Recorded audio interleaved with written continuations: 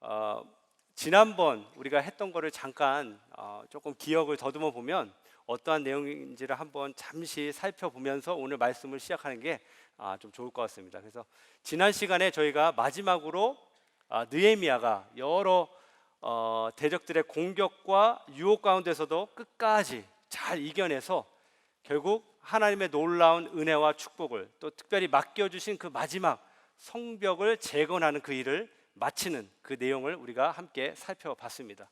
그러면서 맨 마지막 장면이 좀 나오는데 혹시 기억나세요? 어떤 내용이었는지?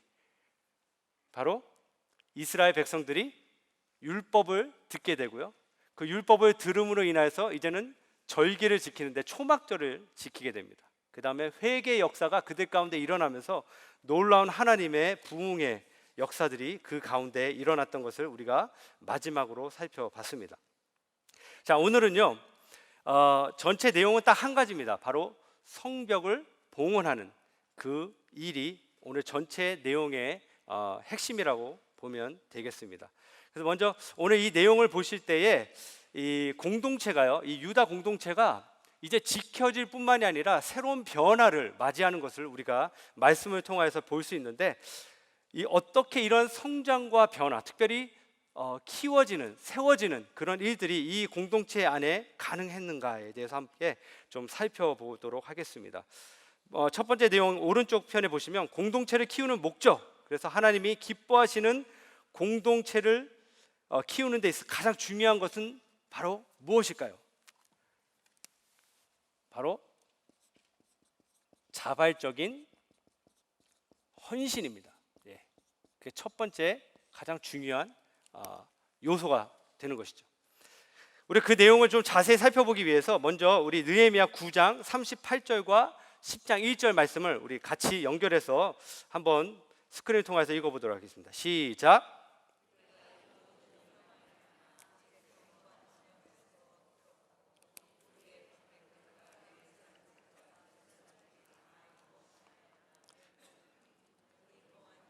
하갈의 아들 총독 느헤미야와 시드기야. 거기까지요. 자, 여기 보시면 누가 언급이 되어 있습니까? 보니까요, 첫 번째 나오는 사람이 지도자들이 나옵니다. 그러니까 첫 번째 헌신한 자들, 첫 번째 그룹이 누구냐? 바로 지도자들이었어요. 오늘 읽은 말씀의 10장 1절 말씀을 특별히 보시면 그 임봉한 자는 하갈의 아들 총독 느헤미야라고 되어 있어요.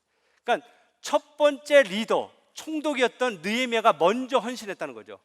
먼저 사인하면서 모범을 보였다는 것이죠. 그 모습 가운데 모든 지도자들이 함께 그 일에 동참하는 것을 볼 수 있습니다. 자, 두 번째 헌신 그룹은 누구였는가? 우리 10장 28절 말씀을 또 역시 같이 읽어주시면 되겠습니다. 시작.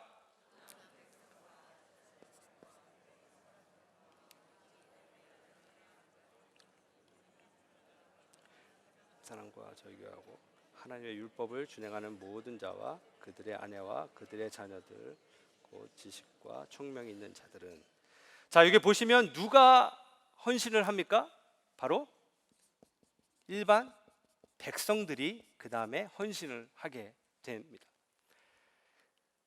그러니까 지도자들이 먼저 헌신하고 그들이 먼저 하나님 앞에 맹세하고 우리가 이렇게 살겠습니다, 우리가 이것을 지키겠습니다라고 얘기했을 때에 그 모습을 보고 이제 모든 백성들이 저렇게 해야 되는 거구나, 같이 쫓아서 행동한 것을 우리가 이 내용을 통해서 볼 수 있는 것이죠.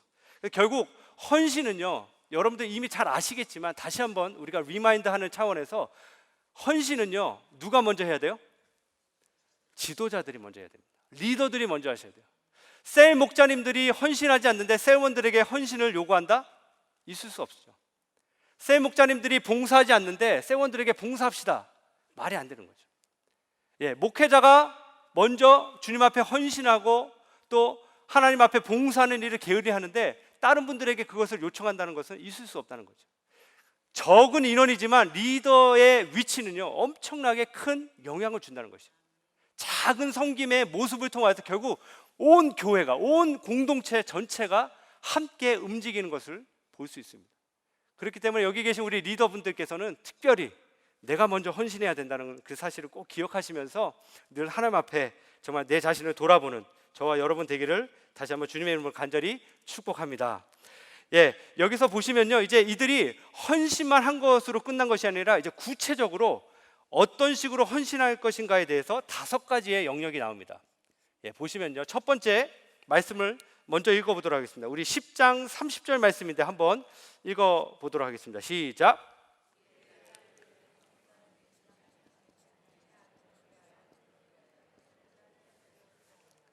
네, 첫 번째는 뭐에 대한 얘기죠? 결혼입니다. 예, 답을 이미 드렸죠. 자, 뭐의 목적이 무엇이었냐? 유대적인 혈통을 지킴. 혈통을 지키기 위한 것이 바로 이들에게 가장 중요한 하나의 헌신이었습니다. 왜냐하면 그 당시에 그들에게 참 중요한 이슈 중에 하나가 뭐냐면요, 정통성이었어요. 하나님께서 유대 민족을 통하여서 하나님의 언약이 반드시 이루어진다라는 그 말씀을 그들이 이미 알고 있었기 때문에 바로 우리가 그것을 이루어야 된다, 우리 민족을 통해서 이루어 가야 된다라는 그 확신을 갖고 있었어요. 근데 이미 그 당시에 그 땅에 살고 있었던 북이스라엘 사람들은 뭐예요? 다 다른 이방인과 섞였죠. 혈통이 순수하지 않았다는 거예요. 그래서 이 결혼 문제에 대해서 아주 철저하게 이들이 먼저 헌신하는 것을 볼 수 있습니다. 자, 두 번째 내용은 우리 10장 32절 말씀인데 한번 읽어주시면 되겠습니다. 시작. 10장 32절. 안 나왔군요. 예, 제가 읽도록 하겠습니다. 10장 32절. 혹시 이 땅 백성이 안식일에 물품이나 온갖 곡물을 가져다가 팔려고 할지라도 우리가 안식일이나 성일에는 그들에게서 사지 않겠고 7째 해마다 땅을 쉬게 하고 모든 빛을 탕감하리라 하였고. 자, 두 번째 이슈는 뭐죠? 바로 안식일입니다. 안식일. 예. 안식일. 너무 중요하죠. 안식일은 어떠한 의미가 주어진다고요? 여기 보시면 하나님 백성의 정체성입니다. 자, 이게 무슨 말입니까? 하나님께서 이스라엘 백성들, 특별히 하나님의 백성들에게 주신 명령이라는 거죠. 안식일을 지키라. 이것이 하나님의 백성들에게 주신 말씀이에요. 자, 한번 생각해 보세요. 안식일을 지키는 것이 왜 그게 정체성이 됐을까요? 이스라엘 백성들에게.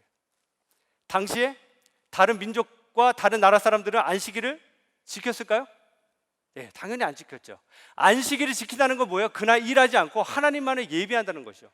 만약에 안식일에 일이 터지면 어떻게 돼요? 아무것도 할 수 없어요. 먹을 것도 구할 수 없고요. 특별히 전쟁이 나면 큰일 납니다. 근데도 이 모든 것을 안식일을 지켜라. 왜 그랬을까요? 바로 하나님께서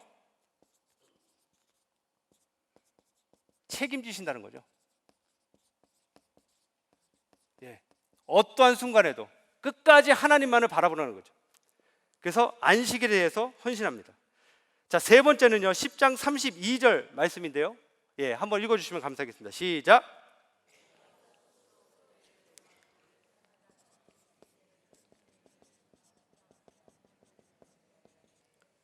네, 세 번째 이슈는 성전세예요.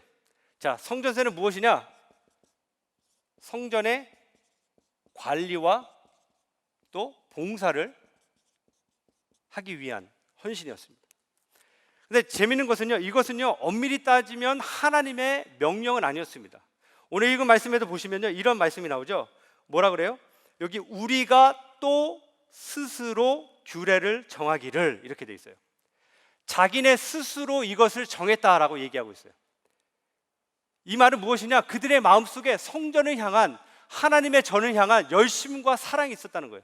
우리가 이것을 잘 보존하고 관리하고 잘 지켜서 정말 하나님 앞에 영광 돌리고 하나님께 예배하기를 원한다라는 그 마음에서 이 성전세를 만들어서 자기네가 직접 한 것을 볼 수 있습니다.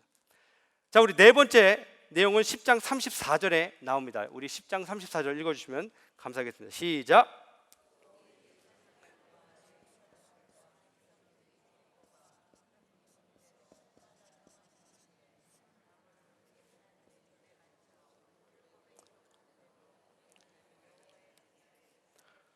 네, 여기 내용에 보시면 예물에 관련된 내용이 나오는데 특별히 어떤 예물이냐?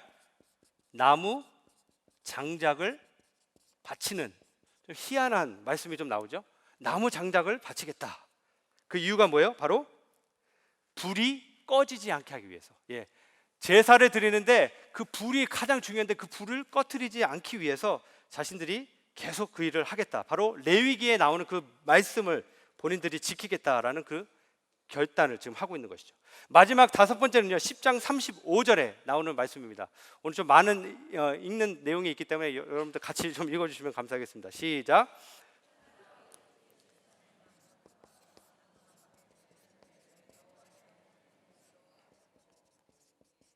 예, 그래서 다섯 번째는 예물인데 개인적인 것으로 드리는 그 말씀이 여기 특별히 나와 있죠.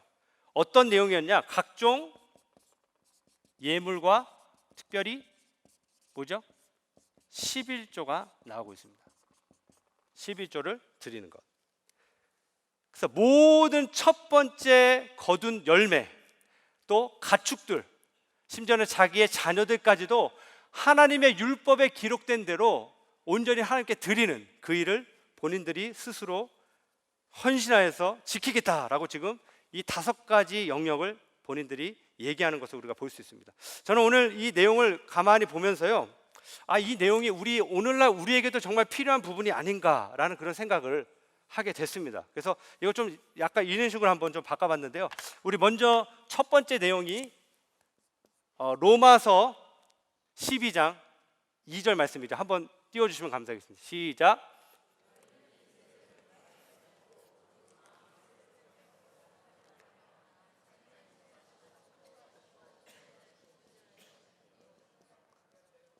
유명한 말씀이죠. 저는 첫 번째 이걸 무엇으로 했냐? 영적인 순수성이라고 좀 적어봤습니다. 예, 좀 더 쉬운 말로 하면 믿음이죠. 믿음. 그래서 영적인 순수성, 믿음을 지키기 위해서 반드시 해야 될 게 뭐예요? 하나님의 뜻을 아는 것이 가장 중요합니다. 너무 중요합니다. 오늘날 우리가 이 세상을 살아가는데 이 세상을 우리가 자꾸 닮아가요. 바라봐요. 그쪽을 쫓아가요. 우리의 마음이 거기에 향해 있어요. 우리의 마음에 어디에 관심이 가냐가 다 결정짓는 거죠. 나의 마음에 돈이 관심이 있다면 돈으로 가는 거고요. 나의 마음에 명예라면 명예로 가는 거죠. 성경에도 나와 있는 말씀이 뭐예요? 무릇 지킬 만한 것 중에 내 마음을 지키라. 예. 마음에서부터 생명이 비롯되기 때문에 마음을 지키는 게 참 중요하다라고 얘기하고 있습니다. 그렇다면 마음을 어떻게 지킬 수 있냐? 그게 바로 두 번째 나오는데요. 우리 로마서 12장 1절 말씀을 읽어주시면 감사하겠습니다. 시작.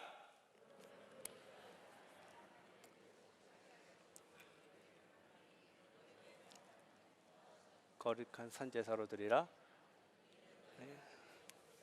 예, 답을 아셨죠? 뭘까요? 바로 예배입니다. 예배. 이 예배는 어떤 예배냐? 영적 예배. 마음을 지킬 수 있는 방법이 무엇이냐? 바로 예배라는 거예요. 왜냐하면 예배를 통해서 하나님을 만나고 하나님의 말씀으로 우리의 심령이 채워지기 때문에 그렇습니다. 여러분, 그래서 예배를 우리의 삶의 가장 중요한 것으로 여러분 여기시고 성수주의를 하셔야 돼요. 예배를 꼭 참석하셔야 돼요. 다른 데 가시면 안 돼요. 예배를 빠뜨리면 끝난 거예요. 우리의 마음을 다 놓치는 거예요. 그렇기 때문에 예배 자리를 꼭 사수하시고, 또 여기서 특별히 영적 예배라는 것이 좀 중요합니다. 예, 어떤 예배일까요? 그냥 장소, 우리가 예배당에 와서 예배한다, 물론 중요하죠. 해야죠. 근데 거기만 끝나고 또 세상으로 갔을 때 우리의 삶이 예배와 함께 가지 않으면 심각한 문제입니다. 오늘날 우리 믿는 분들이 참 많이 우리가 세상 가운데 손가락질 당하는 모습이 그거잖아요. 교회에서는 너무나 잘 하시는데 세상으로 나갔을 때 우리가 영적 예배를 드리고 있는가? 이게 무슨 말일까요? 하나님께서 우리를 창조하신 목적이 뭐죠? 우리를 하나님을 영화롭게 하기 위해서, 그렇죠? 영원토록 그를 기뻐하고 즐거워하는 거죠. 영화롭게 영광을 돌리기 위해서 우리를 창조하셨어요. 자, 영광을 돌리고 영광을 가장 잘 드러낼 수 있는 장소가 어딜까요? 많은 분들이 교회라고 생각하세요. 교회다. 근데 교회가 아니고요, 오히려 어디예요? 세상입니다. 우리가 살고 있는 세상, 내가 일하고 있는 삶의 현장, 거기서 하나님의 영광이 드러나죠. 세상이 어둡기 때문에.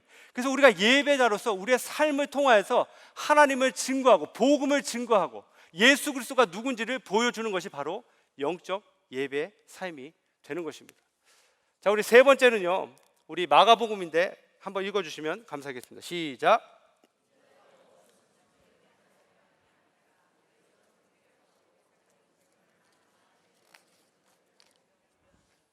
네, 세 번째는 뭘까요? 바로 섬김과 봉사입니다.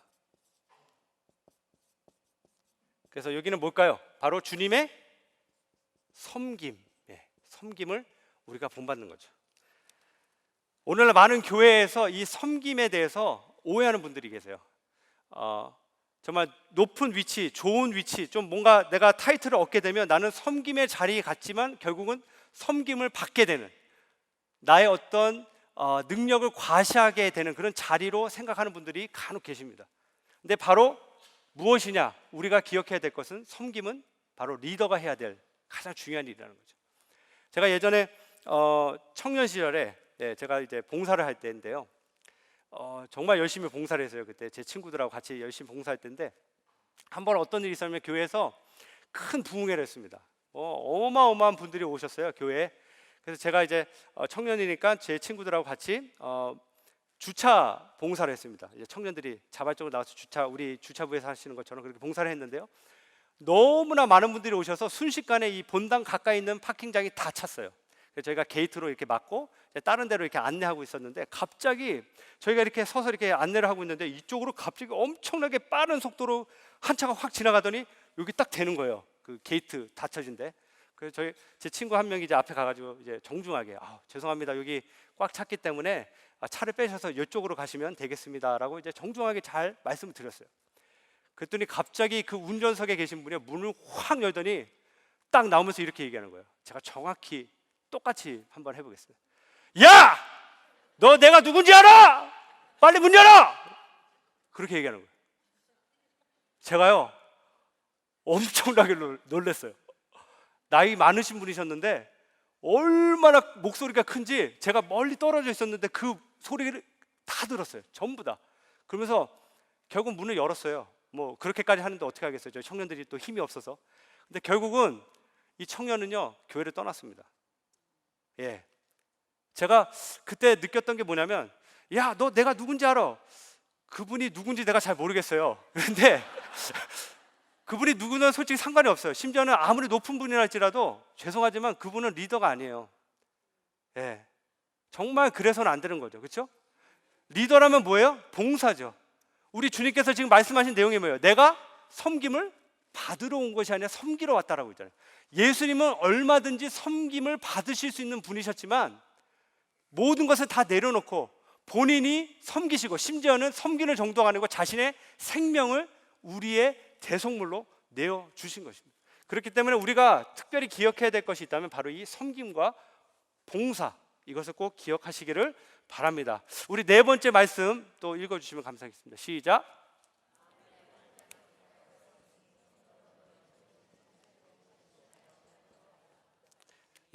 가장 중요한 거죠. 헌신 중에 제일 중요한 헌신, 바로 기도의 헌신입니다. 자, 깨어 기도하라. 너무나 중요합니다. 기도하지 않으면 하나님의 역사가 일어날 수 없는 거죠. 아까 전에 이 4번을 보시면 여기가 나무 장작이라고 그랬잖아요. 불을 꺼트리지 않기 위해. 물론 이제 그 성전에서 쓰이는 불의 의미가 여러 가지 의미가 있긴 하지만, 저는 이것을 오늘 이 말씀과 연결 짓는다면 그 불은요 바로 기도라고 저는 생각합니다. 기도의 불이 꺼지면 어떻게 돼요? 교회는 차가워지고 성령의 역사도 없고 하나님의 놀라운 은혜의 역사도 나타나지 않는 것이죠. 그렇기 때문에 기도하셔야 된다는 거죠. 어떠한 일이 있어도 기도하시고 하나님 앞에 나가시고 하나님 앞에 부르짖을 때 결국 하나님께서 그 가운데 역사하시고 놀라운 하나님의 은혜를 나타낼 줄 분명히 믿습니다. 근데 오늘 우리의 기도의 삶이 어떤지 한번 돌아보셨으면 좋겠어요. 여러분 정말 기도 얼마큼 하고 계세요? 기도의 삶이 어떠신가요?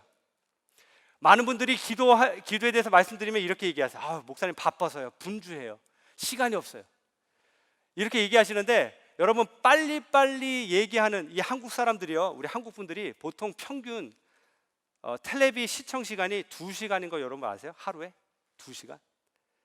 보통 2시간이고요 주말에는 5시간까지 간다고 합니다.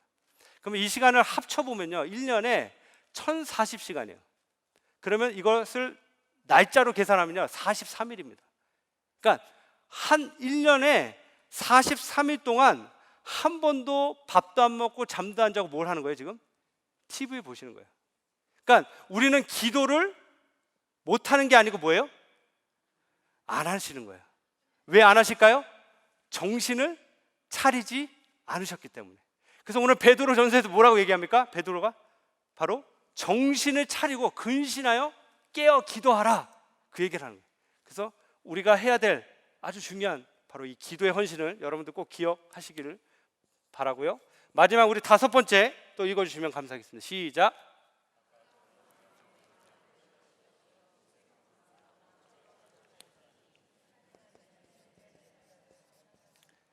네, 바로 헌금입니다. 예, 헌금에 대한 헌신이 또 필요합니다.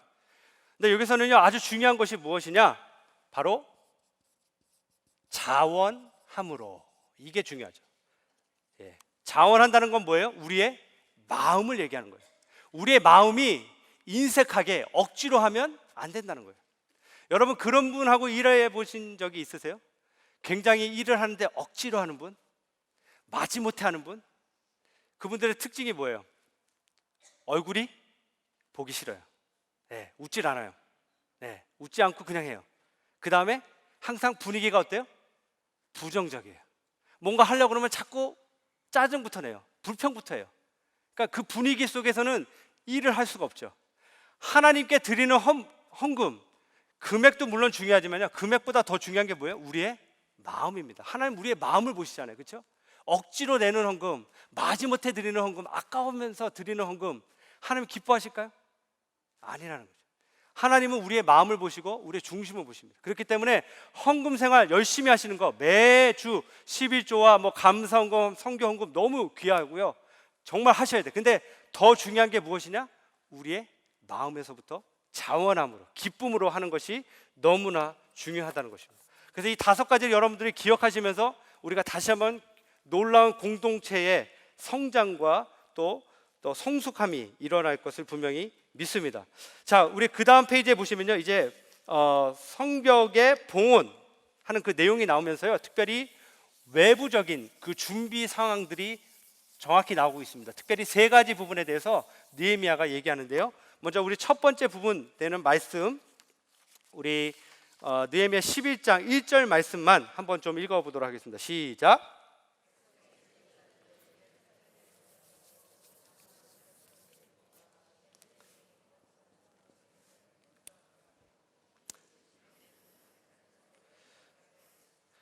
예, 여기 보시면 어떤 내용이냐면 바로 예루살렘 제2주의 내용으로 우리가 살펴볼 수 있습니다. 우리가 다 읽지 않았지만 그 앞에 내용을 보시면요, 예루살렘 안에 당시에 주로 리더들만 살고 있었습니다. 예, 아무래도 중요한 중심 도시이기 때문에 제사장들, 중요한 리더들만 살다 보니까 이제 느헤미야가 생각하기를 이렇게 하면 안 되겠다. 그래서 온 민족을 다시 한번 불러 모아서 제비를 뽑으면서 거기에 살 수 있는 다양한 사람들을 같이 모읍니다. 그래서 결국 그렇게 한 이유는 무엇이냐?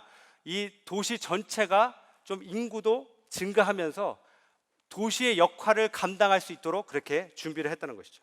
그래서 그게 외부적인 하나의 첫 번째 준비 작업이었고요. 두 번째가 우리 말씀이 11장 25절 말씀입니다. 한번 읽어주시면 감사하겠습니다. 시작.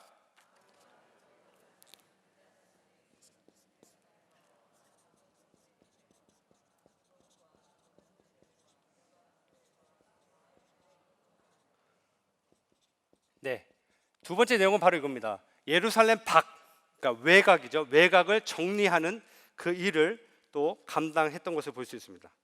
그렇게 했던 이유가 또 있어요. 딴 게 아니라 바로 그 당시에 이미 성전이 세워졌고 이제 성벽이 재건됐고 그 다음에 율법이 그들 가운데 선포되고, 심지어는 우리가 읽지 않았지만요, 거기 내용에 보시면 이스라엘 백성들이, 특별히 유다 백성들이 브엘세바부터 흰놈의 골짜기까지 퍼져 있었다라는 그런 표현이 나옵니다. 그래서 뭐냐면 이스라엘의 남과 북 전체에 가득 사람들이 이제 흩어져서 살았다는 뜻이죠. 결국 이것을 통하여서 알려주는 메시지는 무엇이냐? 하나님의 은혜의 그 시간이 점점 우리 가운데 다가오고 있다라는 그런 메시지를 지금 그들 가운데 외부적으로 알리고 또 선포하는 그런 내용을 담고 있습니다. 마지막 세 번째는요, 12장 1절인데요. 한번 읽어주십시오. 시작.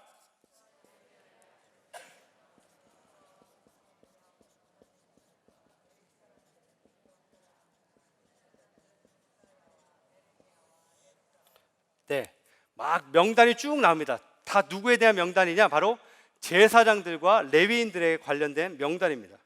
아까 말씀드린 대로 이 명단이 왜 중요했느냐면요, 바로 그들의 정통성 때문에 그래요. 이 공동체는 그냥 세워진, 그냥 아무나 와서 그냥 뭐 혈통도 상관없이 그냥 모인 그런 사람들이 아니라 바로 하나님의 말씀대로 모여서 또 믿음의 그 순수성을 지킨 그 사람들이 바로 모인 공동체가 바로 이 공동체임을 알리는, 증명하기 위해서 이 제사장들과 특별히 레위인들, 바로 하나님의 사역을 감당하는 아주 귀한 리더들이죠. 그 리더들을 명단 안에 포함시키면서 설명하는 그 내용을 여기 담고 있습니다. 그래서 외부적으로 이렇게 좀 전체적으로 이 공동체가 이렇게 정리가 됐구나라는 것을 보여주는 거죠. 그게 첫 번째 작업이었고요. 두 번째 이제 봉헌식의 그 내부적인 준비는요, 두 가지였습니다. 먼저 우리 12장 30절 말씀을 좀 읽으면 감사하겠습니다. 시작.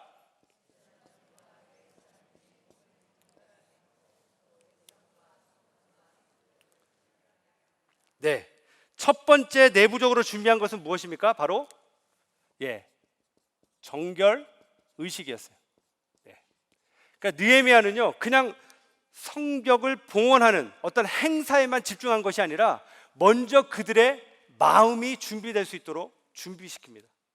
마음과 몸과 모든 것들이, 온 백성들이 함께 말씀으로 또 주의 법대로 순종하면서 쫓아갈 수 있게 준비시키는 그 일을 내부적으로 먼저 합니다. 정결의식을 했죠. 자, 두 번째는 우리 12장 31절 말씀인데요. 자, 같이 읽겠습니다. 시작.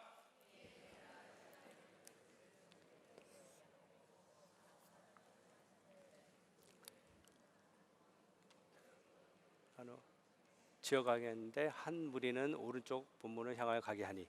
자, 여기 보시면 이 내용입니다. 바로 찬양 행렬을 준비했습니다. 찬양 행렬. 마음과 몸을 정결케 해서 사람들의 마음을 준비시킨 다음에 그 다음 한 것이 무엇이냐? 바로 찬양대를 조직해, 찬양 그룹을 만들어서 두 그룹을 만들어서요, 함께 돌면서 찬양하게 했다는 거죠. 이스라엘 백성들의 마음속에 하나님을 경배하고 하나님을 찬양하고 이 모든 일들 가운데 바로 하나님이 하신 일들을 높이고 또 주님을 영화롭게 하는 그 찬양을 모두가 부를 수 있게 그렇게 준비했다는 거예요. 굉장히 느헤미야는요, 영적인 사람이었어요. 정말 저는 한번 만나보고 싶어요. 나중에 이제 가면은 만나겠지만 우리 천국에서요.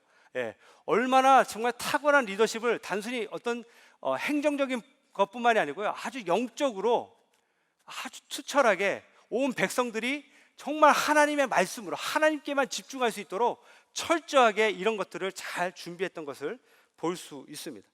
그래서 이 모든 작업이 이제 마치니까요, 이제 성벽 봉헌을 시작합니다.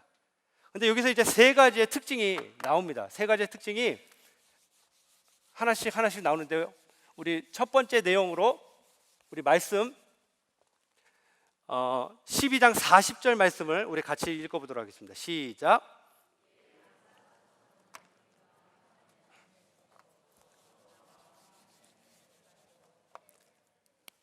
특징이 첫 번째가 무엇이냐? 어디에서 뭐라고 되어 있죠? 바로 하나님의 성전에서. 아시겠죠? 아까 전에 저희가 읽었던 그 첫 번째 부분인데요, 찬양대를 만들어서 두 그룹이 따로 이렇게 다른 방향으로 흩어졌다가 결국은 이 두 그룹이 중앙에 모입니다. 근데 그 만나는 지점이 어디냐? 바로 하나님의 성전이었어요. 참 기가 막히죠. 그러니까 일부러 온 성읍의 사람들이 함께 찬양하면서 그 대열 안에서 함께 찬양하는 가운데 결국은 그 그룹이 어디로 모이게 돼요? 자연스럽게 하나님의 성전에 모인 거예요. 예배할 수 있도록 마음을 준비시킨 거죠. 자, 두 번째 말씀 우리 12장 43절 말씀입니다. 자, 시작.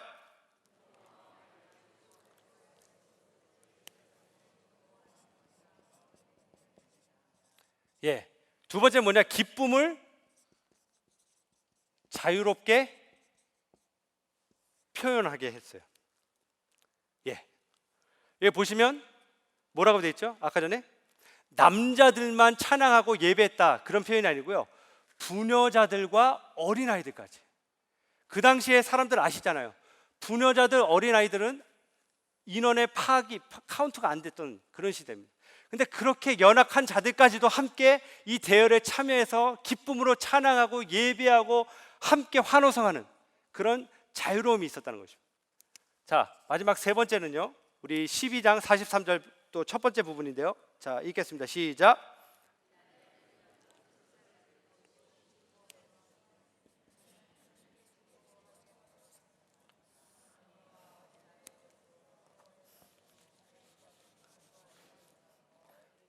네. 이 모든 일을 누가 하셨다고요? 하나님이 하셨다. 하나님. 예. 하나님이 주장하셔서 그들의 마음을 열어주시고 이런 참된 기쁨과 자유로움 속에서 마음껏 심지어는 부녀자들과 어린아이들까지 기쁨으로 찬양할 수 있게 했던 그 모든 원동력과 근원이 누구냐? 바로 하나님이 하셨다는 거예요. 하나님이 그들의 마음을 여셨다는 거죠. 너무나 중요한, 그러니까 성벽의 봉헌의 모든 중심은요 하나님께서 하신 일이에요. 하나님의 말씀대로 이루어진 그 일을 바로 선포하면서 고백하는 그 내용으로 나옵니다. 그래서 저는 여기서요 한 가지 조금 집중하고 싶은 내용이 바로 하나님의 말씀인데, 특별히 언약에 관련된 말씀입니다. 여러분, 언약에 대해서 참 많이 들으시고 언약이 무엇인지 이미 많이 배우셨겠지만, 언약에 대해서 다시 한번 조금 정리할 그런 부분이 필요하다고 생각해서 제가 한번 좀 넣어봤습니다.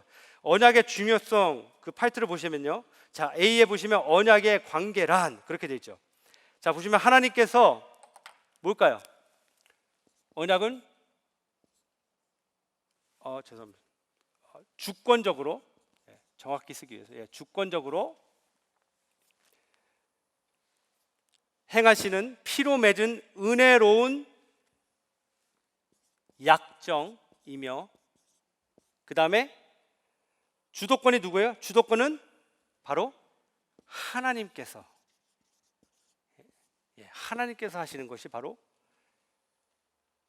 이 언약의 관계입니다. 여러분, 이미 우리가 배우셨잖아요. 우리 담임 목사님께서 하셨던 아브라함과 그리스도의 세계. 아브라함이 처음에 어떻게 인도함을 받았죠? 하나님이 부르신 거죠. 아브라함이 먼저 찾아가서 하나님 앞에 구하고 간구했던 것이 아니라 하나님이 그냥 일방적으로 택하신 거죠. 부르셔서 언약을 맺어주시고 나중에 어떤 얘기를 하세요? 너희 후손의 하나님이 되겠다라고 창세기 7장에 말씀하십니다. 그 언약이 이제 어떻게 갑니까? 나중에 아브라함에게 그래서 언약의 증표를 준 게 뭐였어요? 여러분, 할례였죠. 할례. 그렇죠? 자, 그 다음에 누굽니까? 모세가 나오죠. 물론 뭐 그 사람들 말고도 또 더 나오지만 모세는 어떠한 언약이 있었어요? 그 내용 가운데 제 대표적인 내용이 나는 너의 하나님이 되고 너희는 내 백성이 되리라. 출애굽기에서 말씀하신 내용이죠. 그러면서 언약 증표를 뭘 줍니까? 돌판을 주십니다. 다윗은 뭡니까? 다윗의 언약은 뭐예요? 다윗의 언약도 거의 비슷합니다. 솔로몬 그 아들과 함께 연결된 말씀이지만 그는 내 아들이 되고 나는 그의 아버지가 될 것이다. 너의 왕국이 영원토록 견고히 서리라 라고 말씀해 주셨어요. 그러면서 주신 증표가 뭐예요? 물론 다윗이 한 건 아니지만 성전을 주시죠. 결국 언약의 어떤 중심에는 하나님께서 하셨다는 거예요. 하나님이 주도적으로 이끌어 가시고 인도하시고 모든 이 일들 가운데 앞서서 행하시는 그 하나님의 역사와 약속의 말씀이 먼저라는 거죠. 이게 참 중요합니다. 우리가요 자꾸 언약을 기억하지 않고요, 무엇을 우리는 제일 먼저 생각하냐? 우리는 늘 생각하는 것이 제일 첫 번째 율법입니다. 율법. 율법을 늘 생각해요. 율법, 무엇을 했냐 안 했냐, 이 계명을 지켜야지, 이걸 안 해야지, 이건 해야지, 이런 식으로 자꾸 생각을 하죠. 율법이 먼저가 아니고 뭐예요? 언약이 먼저죠. 왜요? 언약은 뭐예요? 결국 우리에게 정체성을 주기 때문에 그렇습니다. 아까 말씀드렸죠? 언약의 내용이 다 뭐예요? 나는 너의 하나님이 된다. 너는 나의 백성이 된다. 다 관계잖아요. 그렇죠? 관계가 먼저라는 거죠. 관계를 먼저 갖지 않고 일만 먼저 하고 행동만 먼저 하다 보면 어떻게 돼요? 율법주의자가 되는 거죠. 정죄하는 거죠. 전체적인 이해가 없는 거죠. 바리새인들이 했던 거죠. 하나님의 언약, 하나님의 백성에 대한 개념이 없고, 했냐 안 했냐, 이 사람 했어, 넌 내 편이야. 안 했어, 넌 나쁜 사람이야. 죄인이야. 함께 할 수 없어. 이런 식으로 당을 지었다는 거죠. 언약의 중요함을 느헤미야는 알고 있었습니다. 여러분, 우리가 초반에 우리 읽으실 때 기억나셨는지 모르겠지만 느헤미야가 백성들과 함께 했던 게 뭐냐면 견고한 언약을 먼저 세웁니다. 언약을 먼저 했어요. 하나님의 말씀을 기억했다는 거죠. 하나님이 이 백성을, 우리를 어떻게 인도하셨는지에 그 대한 말씀을 먼저 기억하고 붙잡고, 그 다음에 무엇을 했느냐? 지금 아까 우리가 설명했던 5가지 헌신, 어떤 면은 뭐예요? 다 율법이죠. 행위잖아요. 뭘 합니다. 나무를 갖다 바치겠습니다. 불을 안 꺼뜨리고 예물을 더 드리겠습니다. 다 행위예요. 그렇지만 행위를 먼저 한 것이 아니라 바로 하나님의 언약의 말씀을 먼저 기억하고 붙잡았다는 거예요. 이게 참 중요합니다. 오늘날 우리가 공동체 사역을 할 때도 저는 이게 참 중요하다고 생각해요. 저도 이번에 이걸 준비하면서 내가 참 많이 놓치는 부분이 이거였구나 라는 그런 생각이 오더라고요. 저도 참 이쪽에 많이 치우친 그런 경향이 참 많아요. 어떤 성도님을 볼 때, 우리 뭐 제자방 같은 거 할 때 늘 이렇게 판단하잖아요. 오늘 안 해왔구나, 뭐 안 왔구나, 이런 식으로. 그렇죠? 그렇지만 중요한 건 뭐예요? 하나님께서 우리를 어떠한 존재로 보시는가? 어떠한 존재인가 내가? 그러면 율법은 하는 역할이 뭐예요? 결국 우리가 언약에서 실패하고 깨어지고 넘어질 때 그것을 알려주고, 또 다시 한번 우리로 하여금 제대로 된 하나님과의 관계를 가질 수 있도록 우리를 인도해주는 그런 역할을 한다는 거죠. 그래서 거기 내용에 보시면 제가 말씀드리겠습니다. 율법과 언약의 관계, 거기 보시면요, 율법은 절대적이고 최종적인 목표가 아니라 언약을, 거기 나오죠. 언약을 뭐예요? 유지하고, 언약이 깨어졌을 때 회복하고, 또 언약적 관계를 더욱 발전시키는 데 중요한 목적이 있다. 이렇게 보시면 되죠.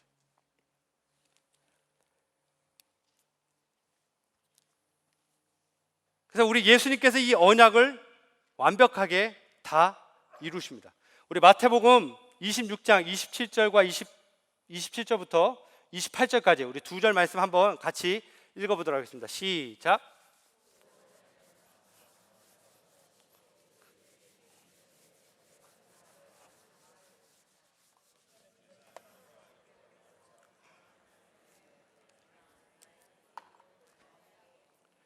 네, 아멘.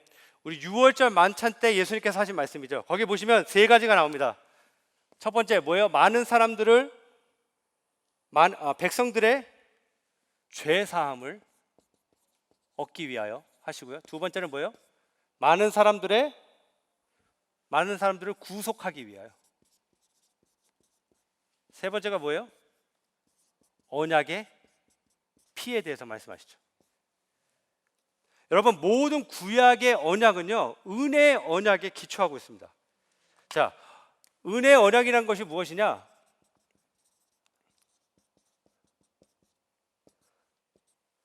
창세기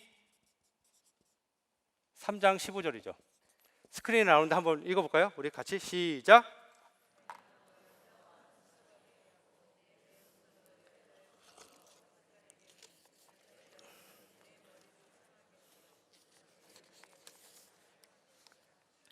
네. 자, 여기 보시면 이미 창세기에 하나님께서 하신 말씀이죠. 원복음이라고까지 얘기하는 그 내용인데요. 바로 뭐냐면 여자 후손이 누구죠? 바로 예수 그리스도죠. 예수 그리스도를 통하여서 모든 것이 다 이루어진다는 겁니다. 결국 예수 그리스도를 통하여서 언약이 성취됩니다. 그것이 무엇이에요? 바로 십자가와 부활 사건이에요. 그래서 새 언약의 특징들, 그래서 3가지가 나오는데, 예수님으로 인한 첫 번째 바로 완전한 속죄입니다. 예. 더 이상 또 다른 속죄가 필요 없다는 거죠. 제사를 할 필요가 없다는 거죠. 예수 그리스도의 십자가 그 사건 한 번으로 인해서 모든 것이 다 이루어졌죠. 자, 두 번째 뭐예요? 예수님이 우리의 중보자가 되시죠. 예. 영원한 중보자. 한 번만 하고 끝나시는 분이 아니라 영원히 우리의 중보자가 되셔 우리를 변호해 주시고 또 우리를 위해 강구해 주시는 그런 분이시죠. 마지막 세 번째 뭐예요? 우리가 하나님 앞에 직접 나아갈 수 있게 그렇게 길을 열어주셨죠. 어떤 대제사장이나 제사장을 통하여서 그 사람들의 도움을 받아서 우리가 나가는 것이 아니라 이제는 하나님 앞에 담대하게 주님의 보좌 앞으로 나아갈 수 있도록 우리의 그 관계를 회복시켜 주신 그 놀라운 하나님의 은혜를 우리가 기억할 수 있는 것입니다. 그런 의미에서 하나님의 그 신실하심, 하나님의 그 언약, 말씀을 끝까지 성취하시는 그 하나님의 그 신실하심을 우리가 늘 기억해야 될 줄 분명히 믿습니다. 걸을 수도 없고 쓸 수도 없고 너무나 누구의 도움 없이는 살 수 없는 그런 아들인데 그 아들을 이 아버지가 끝까지 책임지고 아들이 원하는 그 달리는 거, 아버지 나는 달리는 게 제일 행복합니다 그랬더니 아버지가 다 팽개치고 거기에 올인해서 함께 달려가는 굉장한 아버지의 사랑이죠. 저는 오늘 이 말씀이 정확하게 이런 장면이 아닐까, 오늘 하나님 아버지가 우리를 그렇게 인도하고 계시지 않는가라는 그런 확신이 들었어요. 우리가 때로는 넘어지고 쓰러지고 아무것도 할 수 없고 죄의 그 수렁에 빠져서 헤매고 어떻게 여기서 벗어나야 될지 무엇을 해야 될지 도저히 내 힘으로 나올 수 없는 그 너무나 절망적인 그 순간에도 우리 하나님께서 그 순간마다 우리의 손을 잡고 때로는 휠체어에 태우시고 때로는 보트에 얹혀주시고 때로는 자전거에 앞에 태워서 우리를 열심히 밀고 가시면서 내가 너와 함께한다, 너는 할 수 있어, 내가 너와 함께하기 때문에 너는 분명히 마지막에 지금은 넘어지고 지금은 아무것도 아닌 것 같고 지금은 다 끝난 것 같지만 아니다, 내가 끝까지 너와 함께할 것이다. 마치 느헤미야에게 주셨던 하나님의 그 언약의 말씀처럼 하나님이 오늘 우리에게 그렇게 말씀하시고 도전하시고 함께 하신다고 분명히 믿습니다. 여러분 첫 장에 보시면요 사진이 하나가 있어요. 여러분 보셨는지 모르겠습니다. 첫 장 사진이 뭐로 보이십니까? 멸치는 아닙니다. 멸치는 아니고요. 이게 바로 가시고기예요. 가시고기. 아마 여러분 가시고기에 대해서 알고 계실 거라고 생각합니다. 가시고기는요 새끼를 잘 기른 다음에 맨 마지막에 이 아빠 고기가 죽으면서 자기의 몸을 자식들이 먹게 내어주죠. 저는 이 모습이 오늘 이 말씀을 준비하다가 갑자기 가시고기가 생각이 났어요. 우리 하나님 아버지가 정확히 이런 일을 하셨구나. 우리를 위해, 우리를 살리기 위해 자신의 생명과 똑같은 하나밖에 없는 그 아들 예수 그리스도를 우리를 위해 아낌없이 내어주신 그 하나님 아버지의 사랑, 그 하나님 아버지의 신실하신 그 말씀을 우리가 기억한다면 비록 지금 너무나 어렵고 힘든 그런 시간을 지나고 계신다 할지라도 분명히 넉넉히 하나님의 능력으로 잘 이겨내실 줄 믿습니다. 우리 그러한 마음을 가지고 여러분 이 세 가지 질문을 한번 기억하십시오. 첫 번째, 언약의 하나님을 얼마나 여러분들 기억하고 의지하고 계십니까? 두 번째, 말씀을 또 혹은 언약을 기억하지 못하게 하는 그런 방해 요소들이 무엇입니까? 마지막 세 번째, 내가 헌신하며 충성해야 할 부분이 있다면 무엇인지 여러분 한번 좀 생각하시면서 이 시간 우리 주신 말씀과 우리 연결되는 우리 찬양, 오 신실하신 주, 우리 같이 이 찬양 부르시면서 함께 기도하는 시간 갖도록 하겠습니다.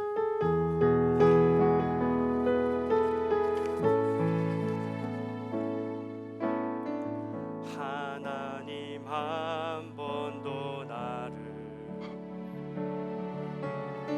실망시킨 적 없으시고 언제나 공평과 은혜로 나를 지키셨네. 우리 2절 합시다. 지나온 모든 세월들, 지나온 모든 세월들 그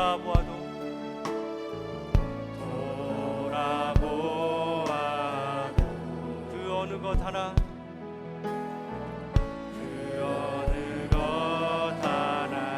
주의 손길 안 미친 것 전혀. 그렇습니다. 오 신실하신 주, 오 신실하신 주, 오 신실하신 주, 내 너를 떠나지도 않으리라. 내 너를 떠나지도 않으리라. 내 너를 버리지도 않으리라. 약속하셨던 주님, 그 약속을 지키셨습니다. 그 약속을 지키사 이후로도 영원토록 나를 지키시리라 확신하네. 다시 한번 오 신실하신 주, 오 신실하신 주,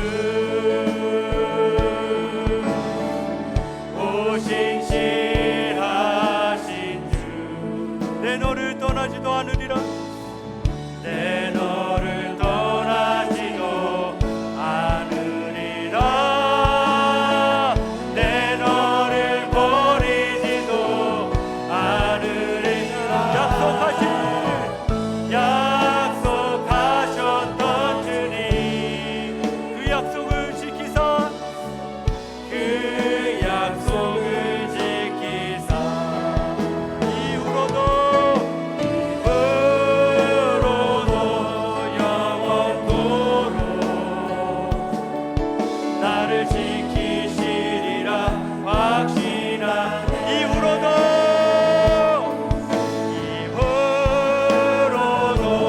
영원토록 나를 지키시리라 확신하네. 아멘. 지금 우리 주신 말씀 생각하면서 우리 다 같이 한번 통성으로 기도하기 원합니다. 하나님, 신실하신 주님의 말씀을 붙잡게 하여 주시옵소서. 어떤 어려움 속에서도 늘 하나님의 말씀을 붙잡고 하나님의 말씀 앞에 우리의 삶을 드리면서 하나님 나의 마음에 담대한 믿음을 주셔서 끝까지 이 어려움 가운데서 승리할 수 있도록 담대한 믿음을 주여 이 시간 허락하여 주시옵소서. 우리 다 같이 한번 주여 외치시면서 기도하시겠습니다. 주여. 하나님, 그렇습니다. 하나님, 오늘 주신 말씀을 우리가 기억합니다. 하나님, 우리의 삶의 어려움 가운데서도 하나님의 말씀을 붙잡고 하나님 신실하신 그 주님의 말씀 앞에